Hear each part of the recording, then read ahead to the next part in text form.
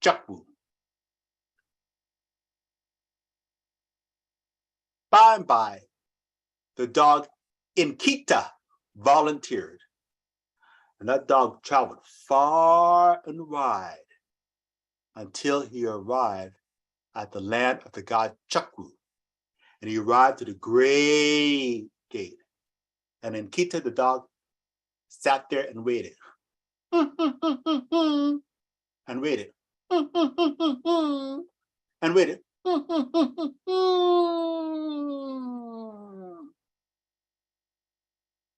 Finally, the gate opened. And Chukwu said, Inkita, what has happened to you? Dust covers your coat. I can see your ribs, and you shiver. If this is how you appear, my people must be cold and suffering.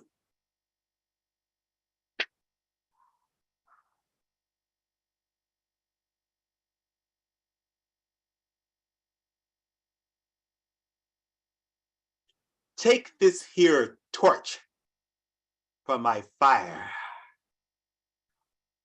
Put it in your mouth by the handle like this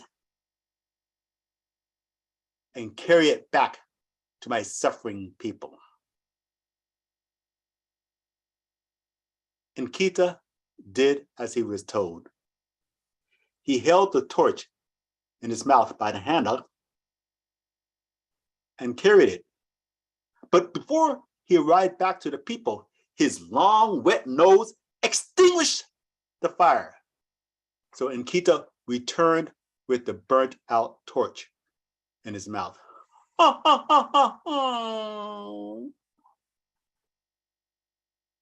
Chukwu gave him another torch from the fire, and Inkita carried it in his mouth. But before Inkita arrived back to the people, his long, wet nose extinguished the fire again. And Inkita returned back to Chukwu with the burnt out torch in his mouth. Now this happened 7 times. And each time, Inkita's wet nose extinguished the torch. Finally, on the 8th time, Chukwu instructed, Inkita, when you carry the torch, blow real gently so you do not put out the fire, okay? Blow real gently, okay? And this time, Inkita carried the torch in his mouth, and he traveled far and wide. And Inkita carried the gift of fire back to mankind, spreading warmth and happiness all around. But as for Inkita, his breath never recovered from carrying all of those torches. That is why, to this day, dogs pant. Thank you. Oh, thank you. Thank you, Andre. Wow. I love both the turtle and the dog. It's so expressive. Thank you. Thank you very much, Liz. Thank you. Marvelous, Thank marvelous. you.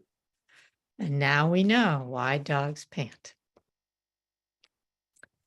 Okay, well, I have a story that I wanted to share, and inspired by the fact that the Jewish High Holy Days are coming up.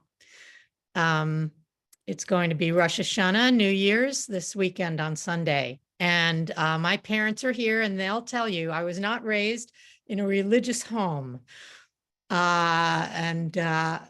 So there's a lot of things we don't do for the holidays, but I thought stories are one way to relate to the holidays. And I have this book on my shelf, Days of Awe, Stories for Rosh Hashanah and Yom Kippur by Eric Kimmel, who's one of my favorite children's authors. He's a folklorist and author. And in this book, I found a little story about the Hasidic rabbi Zusha.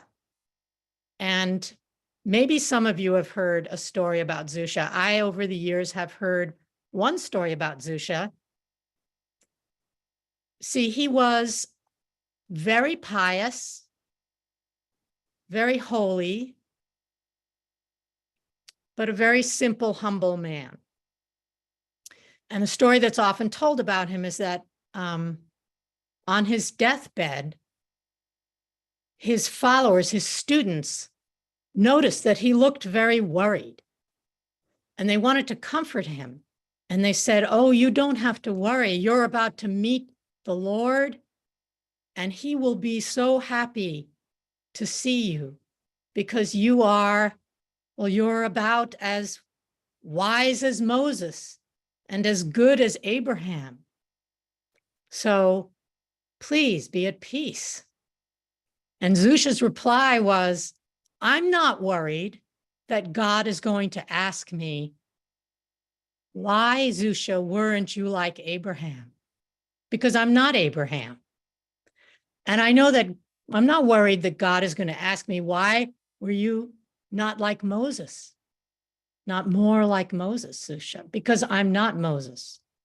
I'm afraid that God is going to ask me, 'Zusha, why weren't you more like Zusha?'" So that's quite a wisdom story, but this story is in a little lighter vein.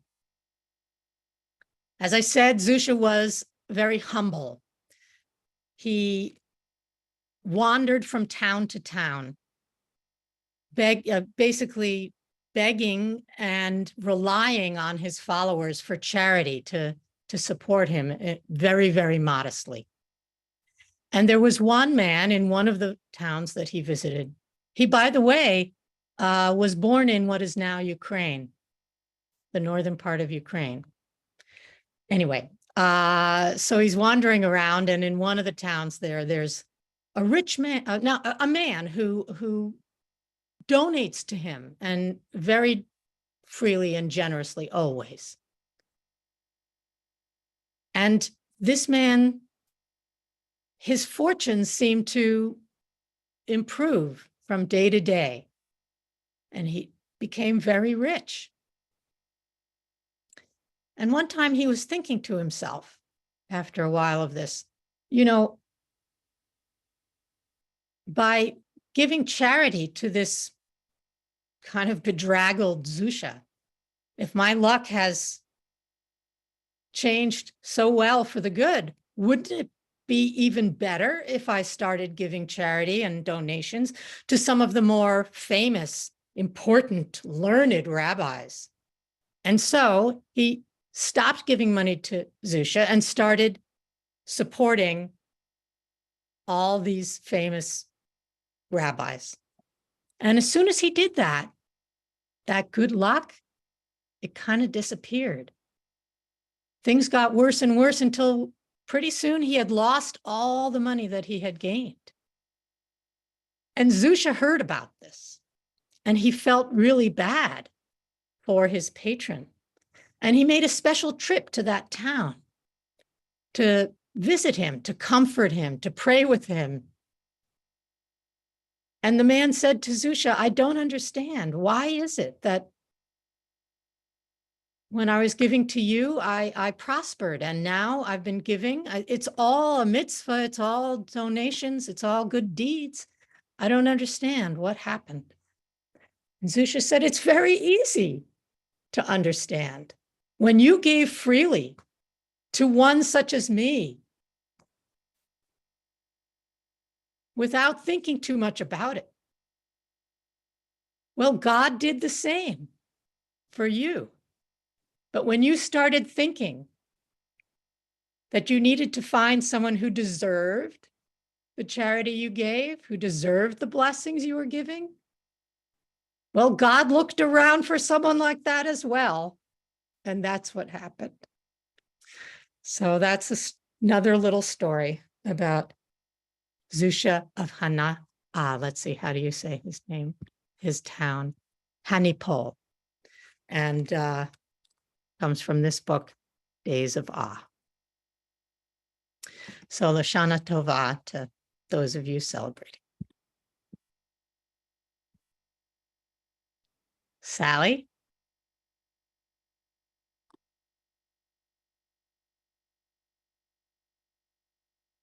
Unmute Sally.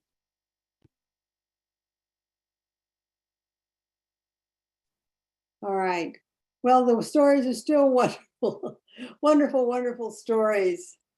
Let's see, I'll mute myself later. All right, there we go.